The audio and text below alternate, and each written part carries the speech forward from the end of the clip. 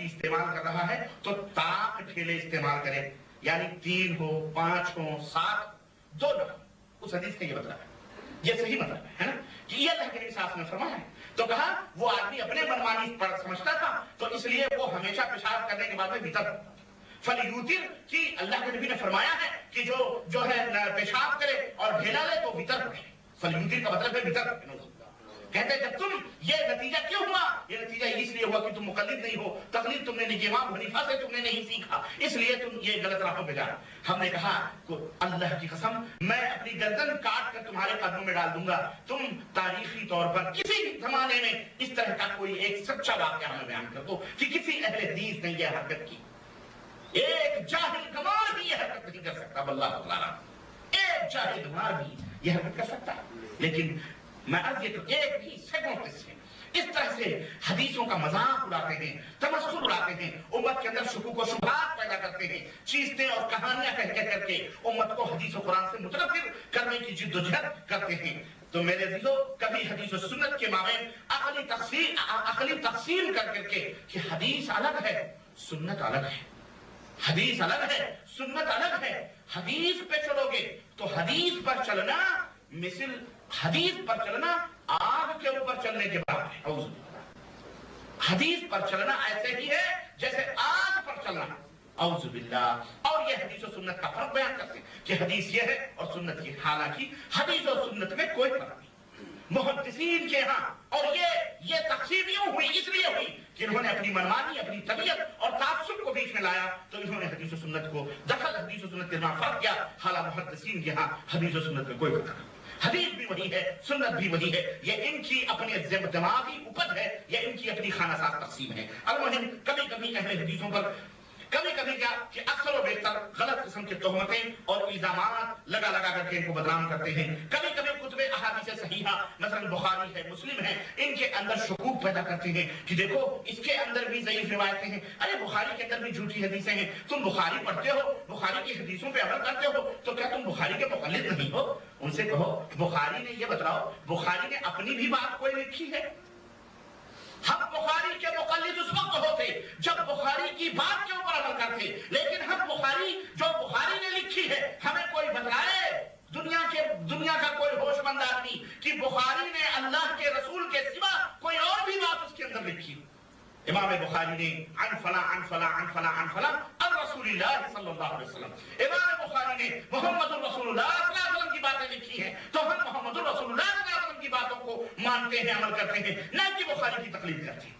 لیکن اس طرح کے شکوک اور شبہات پیدا کرتے ہیں، غرض بے غیرتی اور بے حیائی کی تمام سرحدوں کو پار کرتے ہوئے یہ لوگ گالی گلوچ کے اوپر ہجوم چلاتے ہیں، مار کاٹ کے اوپر ہجوم چلاتے ہیں، جھگڑے کرتے ہیں، لڑائیاں کرتے ہیں، اور اس کی رپورٹیں ہمارے پاس موجود ہیں۔ میرے عزیزو یہ تمام سب شرارتیں، یہ تمام سب بدماشیاں، یہ تمام سب بدتمیزیاں کرنے کا ان کا مقصد یہ ہوتا ہے کہ کسی طرح لوگوں کو حدیث و قرآن سے روک کر ان کے اپنے بنائے ہوئے گھریلو مذہب کو، خانہ سار دھرموں کو دنیا مان لے اور ان کی دنیا پیروی کرے۔ لیکن اے دنیا کے مسلمانوں، اے میرے نبی کی پیاری امت کے لوگوں، ان گندم جو فروشوں کو پہچانو، ان دین کے ڈھاکوں کو پہچانو، ان بہروپیوں کو اس دور میں سمجھنے کی ضرورت ہے اور ان سے کہو کہ لوگوں اختلاف نہ کرو، امت میں فتنے نہ پھیلاؤ، آؤ ہم تمہیں دعوت دیتے ہیں، آؤ ہم تمہیں بتلاتے ہیں۔ علماء کرام کی مجلس ہے، دنیا کے کسی بھی خطے میں تم اپنی کتابیں لے کے آؤ، دنیا کے کسی بھی گوشے میں تم اپنی کتابیں لے کے آؤ، ہم بھی حاضر ہوتے ہیں،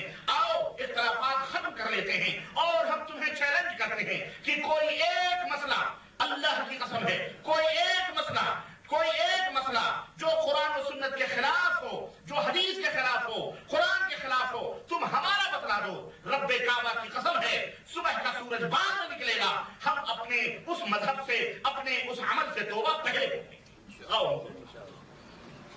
ہم کو بتلاؤ، بس ایک نگاہ پہ ٹھہرا ہے فیصلہ دل کا، لیکن افسوس نہ نومن تیل ہوگا نہ راتھا ناچے گی، نہ ایسا مسئلہ آئے گا، نہ یہ اختلاف کرنے والے جو پہلے سے فرقوں میں بٹ چکے ہیں، جو آپس میں ایک تھالیوں میں نہیں کھا رہے ہیں، جو آپس کے ایک امام کے ماننے والوں کو برا بھلا آپس میں ایک دوسرے کو کہتے ہیں، تو ہم تو خیر تیسرے ٹھہرے، ہمیں کب وہ اچھا سمجھیں گے اور ہمیں کب وہ اچھا کہیں گے۔ میرے عزیزو میں تو کبھی سوچتا ہوں اللہ کی قسم کہ انہوں نے ہی ہمارے راستے روکے ہوئے ہیں، انہوں نے ہی ہمیں آگے بڑھنے سے روکا ہوا ہے، ہمیں اسلام ہمارا فریضہ کیا تھا؟ کنتم خیر امت اخرجت للناس، اے نبی کی امت کے لوگوں، تمہیں لوگوں کے لیے پیدا کیا گیا ہے، تأمرون بالمعروف وتنہون عن المنکر، کہ تم لوگوں کو بھلائیوں کا حکم دو اور لوگوں کو برائیوں سے روکو۔ تمہیں لوگوں کے کو پیدا کیا گیا ہے تمہیں اس لیے تاکہ تم لوگوں کے اندر دعوت کا کام کرو، صرف مسلمانوں ہی نہیں بلکہ غیر مسلموں کے اندر بھی دعوت کا کام کرو، یہودیوں کے اندر بھی دعوت کا کام کرو، نصارہ جتنے بھی لوگ ہیں، یا ایھا الناس،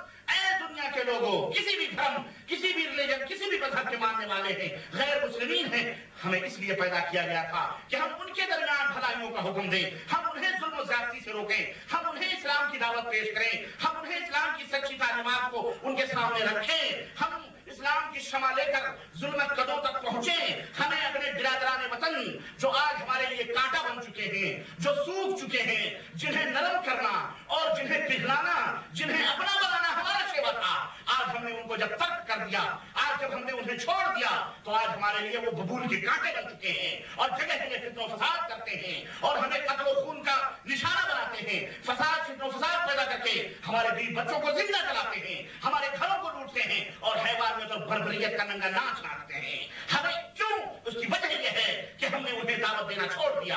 ہماری تمام مساعی، ہماری تمام جد و جہد، ہماری تمام کوششیں، ہمارے علماء کی، ہمارے کتاب کی، ہمارے مصنفین کی، ہمارے مؤلفین کی، ہمارے واعظین کی، ہمارے مقررین کی ان اسلام کے اندر بنے ہوئے فرقہ پرستوں کی طرف مبذول ہے ان کی توجہات، اور ہم انہیں میں جد و جہد کر رہے ہیں اور ہم انہیں میں کوششیں کر رہے ہیں اور ہم انہیں کو قرآن و سنت کی دعوت دے رہے ہیں۔ یعنی دوسری زبان میں یوں سمجھ لو کہ کلمہ پڑھنے والے جو اللہ کا کلمہ پڑھتے ہیں، محمد رسول اللہ صلی اللہ علیہ وسلم کا کلمہ پڑھتے ہیں، ہم ان کو پھر اسی کلمہ لا الہ الا اللہ محمد رسول اللہ پہ لانے کی کوشش کر رہے ہیں اور یہ بھاگنے کی کوشش کر رہے ہیں۔ میرے عزیزو، ہمارا کام یہ تھا کہ ہم ہندوستان، پاکستان، بنگلہ دیش کے گوشے گوشے کو قرآن و سنت کی خوشبوؤں سے مہکائیں اور ان حیوانوں کو، ان جانوروں کو انسان بنائیں اور ہم انہیں دین اسلام پیش کریں، انہیں مسلمان بنائیں۔ لیکن برا ہو ان برے علماء کا، ان برے علماء کا جو ہماری راہوں میں آ جاتے ہیں اور رکاوٹیں پیدا کرتے ہیں، ہمیں ان تک پہنچنے سے روکتے ہیں۔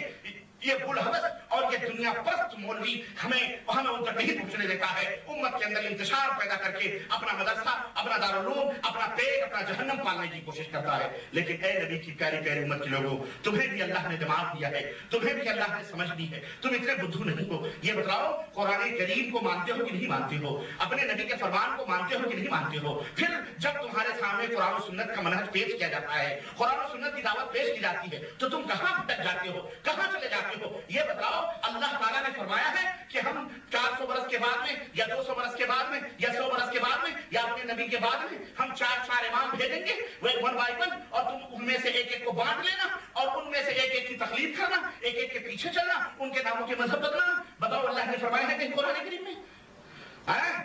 یا محمد رسول اللہ صلی اللہ علیہ وسلم نے فرمایا ہے کہیں؟ اور مجھے بڑی حیرت ہوتی ہے کہ محمد رسول اللہ صلی اللہ علیہ وسلم کا لایا ہوا دین 100 برس میں ختم ہو جائے اور جو ائمہ اربعہ کے نام کا بنایا ہوا مذہب ہے وہ 13 برس تو 100 برس تک چلتا ہی نہیں۔ واہ بھائی واہ، سمجھ نہیں آئی آپ کو؟ نبی جو دین لائے وہ 100 برس تک اسٹاپ خلاص، اور جو انہوں نے اپنا مذہب بنایا شافعی، مالکی، حنبلی اور نہ جانے کیا کیا، یہ آج 1300 برس تک ان کے بعد نہیں چل رہا۔ تو پھر اللہ تعالیٰ نے نبی کو کیوں بھیجا؟ سیدھے چاروں کو بھیج دیتا، کہے کو یہ مصیبت اور پریشان کرنے کی ضرورت تھی بھائی، اور ہمیں آسمان سے حکم دے دیتا 4 آئیں گے، ان چاروں کی انہی کے پیچھے چلنا کیا ضرورت تھی؟ ہم متحد رہتے، ہمیں کیا ضرورت تھی اختلاف کرنے؟ لیکن اعوذ باللہ، برا ہو تعصب کا، یہ سراسر بددیانتی ہے۔ اے امت مسلمہ کے لوگوں، اس کو سمجھنے کی ضرورت ہے۔ میرے عزیزوں، میں تاریخ اہل حدیث آپ کی خدمت میں رکھ رہا ہوں، منہج اہل حدیث رکھ رہا ہوں، ان کے خدمات بیان کرنے، ان کا تذکرہ کر رہا ہوں۔ تو آؤ، اہل حدیث کی تاریخ کیا ہے، ہماری دعوت کیا ہے، ہمارا پیغام کیا ہے، ہم کہتے کیا ہیں، اس کو سمجھنے کی ضرورت ہے۔ سب سے پہلے اہل حدیث کا معنی سمجھو اور اہل سنت کا معنی سمجھو۔ اہل حدیث، اہل سنت میں کوئی فرق نہیں، جس طرح حدیث میں کوئی فرق نہیں، سنت میں کوئی فرق نہیں، اس طرح اہل حدیث اور اہل سنت میں کوئی فرق نہیں۔ اہل کہتے ہیں والد، یعنی ہمارے اہل و عیال، یعنی ہمارے والد ہے، عربی کا لفظ ہے۔ اہل مانے والا، حدیث نبی کریم صلی اللہ علیہ وسلم کے قول کو، فعل کو اور تقریر جو صحابہ کرام نے کی ہے، جو اعمال کیے نبی صلی اللہ علیہ وسلم نے اس کے اوپر مہر تصدیق سب فرمائی ہے، خاموش ہو کر یا اعلان کر کے ہے اس کو کیا کہا جاتا ہے؟ حدیث. اور سنت بھی اسی کو کہتے ہیں. نبی صلی اللہ علیہ وسلم کے قول کو، فعل کو، عمل کو، تقاریر کو سنت کہتے ہیں. تو جو لوگ حدیث اور سنت کو پڑھتے ہیں، سمجھتے ہیں، عمل کرتے ہیں، اپنا منہج دستور بناتے ہیں، انہی کو اہل الحدیث کہا جاتا ہے. وہ لوگ کہا جاتا ہے نہیں کہا جاتا ہے؟ وہی تو اہل الحدیث ہوتے ہیں. وہی اہل الحدیث. اہل ہند کس کو کہا جاتا ہے؟ اہل پاکستان، پاکستان کس کو کہا جاتا ہے؟ جو پاکستان کے رہنے والے ہیں وہ اہل پاکستان ہیں. جو بنگلہ دیش کے رہنے والے ہیں وہ اہل بنگلہ دیش ہے کہ نہیں؟ جو ہندوستان کے رہنے والے ہیں وہ اہل ہند ہے، اہل ہندوستان ہے کہ نہیں؟ تو اسی طرح سے میرے عزیزو، جو حدیث اور حدیثوں کے اوپر عمل کرنے والے ہیں وہ اہل حدیث، وہ اہل حدیث. اور بعض لوگ کہتے ہیں کہ اہل قرآن کیوں نہیں کہتے؟ قرآن بھی حدیث، میں نے بھی بتایا، حدیث قرآن کو بھی شامل ہے، نبی کے فرمان کو بھی. اس لیے اس کلمے کے اندر دونوں چیزیں ہیں، اس لیے دونوں اچھی چیزیں موجود ہیں، اسے اہل الحدیث کہا جاتا ہے. تو اس طرح سے میرے عزیزوں، میرے دوستوں، تو اہل حدیث کون ہیں؟ اہل حدیث وہ ہیں جو صرف اور صرف رب کے قرآن کو اور مصطفیٰ جان رحمت کے قول اور عمل اور تقاریر کو اپنا منہج اور اپنا طریقہ بناتے ہیں اور مانتے ہیں. دوسرے الفاظ میں یوں کہہ لو کہ اہل حدیث وہ ہیں جو صحابہ کرام رضوان اللہ علیہم اجمعین کے نقش قدم کی پیروی کرتے ہیں. علیکم بسنتی وسنت الخلفاء الراشدین، نبی کی سنت کو، صحابہ کی سنت کو اپنی پیشانیوں کا جھومر بناتے ہیں. اور رب ذوالجلال نے اسی لیے ارشاد فرمایا فَإِنْ آمَنُوا بِمِثْلِ مَا آمَنْتُمْ بِهِ فَقَدِ اهْتَدَوْا. اے دنیا کے لوگ، اگر تم لوگ اس طرح ایمان لے آؤ جس طرح نبی کے صحابہ ایمان لائے ہیں تو تم ہدایت یافتہ ہو جاؤ. جس طرح وہ عمل کر رہے ہیں اور جس طرح سے ان کا عمل، ان کا ایمان اور عقیدہ اور ان کا منہج ہے، اگر تم اسی طرح سے عمل کرو گے تو تم بھی بولو تم ہدایت یافتہ، تم صحیح راہ پہ. بولو قرآن کا یہ اعلان سچا ہے جھوٹا؟ کیا صحابہ کرام کے زمانے تک ہی تھا؟ نہیں، یہ قرآن قیامت کی صبح تک کے لیے ہے. یہ دستور ہے قیامت کی صبح تک. تو میرے عزیزو، انہی کو اہل سنت بھی کہا جاتا ہے. میرے عزیز، میرے بھائی، آؤ میں ذرا سا تسلسل قائم رکھنے کے لیے یہ پوائنٹس اپنے ذہنوں میں رکھو گے تو انشاءاللہ کبھی گمراہ نہیں ہو سکتے. اور اپنے ان تمام دعووں کی دلیلیں میں بھی دے رہا ہوں، آپ گھبرائیں گے نہیں. میں ثابت کروں گا کہ صحابہ کرام اپنے آپ کو اہل الحدیث کہتے تھے. اور اس نجس ناپاک آدمی کو جا کے کوئی بتلائے جو یہ کہتا ہے کہ اہل حدیث سے کفر کی بو آتی ہے، اعوذ باللہ، یہ صحابہ کرام کی توہین نہیں ہے، یہ تابعین کی توہین نہیں ہے، 500 صحابہ کے شاگردوں کی توہین نہیں ہے، جنہوں نے اپنے آپ کو اہل حدیث کہا، جو اہل حدیث کے اوپر فخر کرتے تھے، جو اہل حدیث کی طرف نسبت کرتے تھے، جو اہل حدیث اپنے آپ کو کہتے تھے. یہ تمام تابعین جو ائمہ رحمہم اللہ، ان کی توہین نہیں، میں بھی بتاؤں گا. ان کی پوری دلیلیں، میں نے پوری تاریخ رکھی ہے، وہ آپ کی خدمت میں رکھ کے میں اپنی بات کو ختم کروں گا انشاءاللہ تبارک و تعالیٰ. تاکہ کہیں بھی گفتگو ہو، یہاں بھی بیٹھے ہوئے اگر ہمارے درمیان ہمارے بھولے بھالے ایسے اخوان موجود ہوں جو تقلید کے بھول بھلائیوں میں امت میں بٹے ہوئے ہیں، کوئی حنفی، کوئی شافعی، کوئی مالکی، کوئی قادری، کوئی چشتی، کوئی تیجانی، کوئی جو فرنگتی، کوئی فلانی، کوئی فلانی، کوئی فلانی، یہاں سے اٹھنا، توبہ کر کے اٹھنا ان حقیقتوں کو سمجھ لینے کے بعد میں، تاکہ ہمیں ضرورت، اور سنو ہمیں ضرورت ہے تمہاری. ہم بہت سیریسلی یہ بات کہہ دینا چاہ رہے ہیں کہ ہمارے پاس وقت بہت کم ہے، ہم بھی مر جائیں گے اسی طرح سے. ہمارے سے پہلے جو علماء ہیں، ہماری مسلمانوں کی اصلاح کر کے وہ بیچارے مر گئے، وہ مر گئے، چلے گئے، اور جن کو سدھرنا تھا سدھرے، جو نہیں سدھرے نہیں سدھرے. لیکن اب ہماری منزل تم بعد میں ہوگے.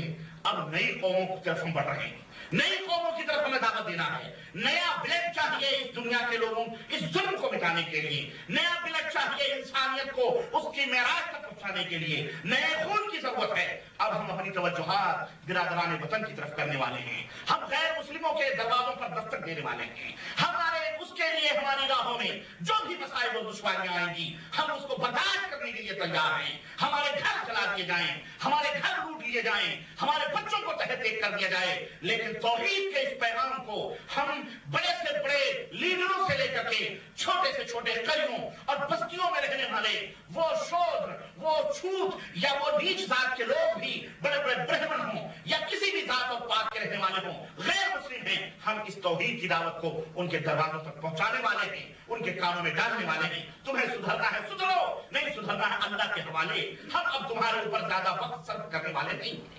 क्यों? अब हम दुश्मन की साजिशों को समझ चुके हैं। हमारे अपने इस्लाम के नाम लेकर के, इस्लाम का लिबादा ओढ़कर जो दुश्मनियां जो हमारी राहों में, तौहीद की राहों में आ रहे हैं, अब हम उनकी तबीयतों, उनके मिजाजों को समझ चुके हैं। ये लोग यही चाहते हैं कि हम आमीन रफ़े देर में घिसते रहें, पिटते रहें, और वो हमारा जो असली मकसद कुफ्फार और मुशरिकीन तक इस्लाम की दावत को पहुंचाना है, वो रुका रहे, उन तक